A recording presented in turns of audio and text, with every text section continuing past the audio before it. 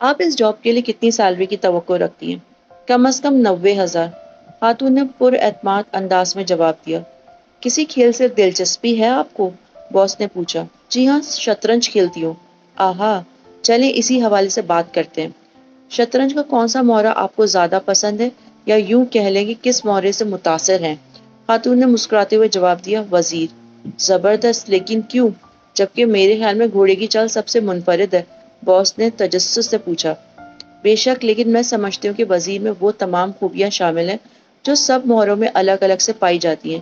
کوئی پیادے کی طرح ایک قدم چل کر بادشاہ کو بچا لیتا ہے، اور کبھی فیلے کی طرح ترچھا چل پڑتا ہے، اور کبھی توپ بن کر بچا لیتا ہے۔ ویری انٹرسٹڈ، باس نے متاثر کن انداز میں پوچھا۔ بادشاہ کے متعلق آپ کی کیا رائے ہے؟ سر، بادشاہ کو میں سب سے زیادہ کمزور سمجھتی ہوں، کیونکہ وہ خود کو بچانے میں صرف ایک قدم چل سکتا ہے، جبکہ وزیر اسے چاروں اطراف سے بچا سکتا ہے۔ خاتون کا جواب نہایت متاثر کن۔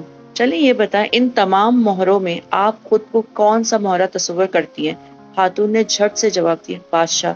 لیکن وہ تو آپ کے مطابق مجبور ہوتا ہے، خود کو بچا نہیں پاتا، اور وزیر کا مرہون منت ہوتا ہے۔ باس نے حیرانگی سے پوچھا۔ جی ہاں، میرے مطابق یہی ہے۔